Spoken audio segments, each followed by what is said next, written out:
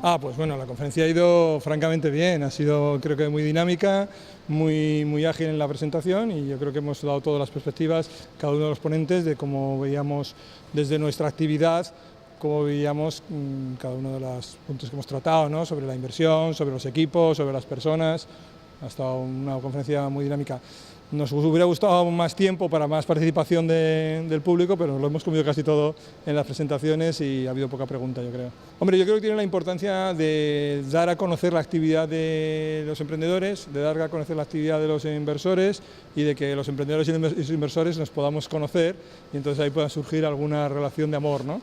Y al final algunos de nosotros podemos encontrar un buen proyecto donde invertir o algún emprendedor pueda conocer un buen inversor que le pueda ayudar a llevar su proyecto hacia adelante. Yo creo que son importantes para crear ecosistema, ¿no?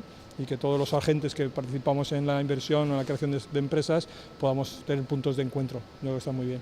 Bueno, me vas a permitir que discrepe de ti, porque en estos momentos hay muchísima financiación en el mercado. Yo creo que estamos viviendo en el momento en el que más financiación hay en la historia para una startup, ¿no? Hay muchísimas plataformas para conseguir financiación, entonces lo que depende del estadio de tu proyecto y a qué te dediques, tendrás que en un sector muy semilla acercarte a una aceleradora o a una incubadora, tendrás que acercarte a los business angels que están cada vez más reconocidos y están más activos, o hay muchísimos fondos ahora mismo ya de capital que cubren casi todas las áreas de emprendimiento y casi todos los momentos de vida de una empresa, con lo cual lo que tienes que analizar es dónde estás, qué es lo que haces y ver enfrente qué es lo que tienes, qué tipo de inversores hay y buscar el inversor que toca.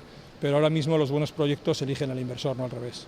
Yo creo que las administraciones hacen lo que pueden o lo que creen que pueden. Yo no creo que la administración tenga que apoyar al emprendedor.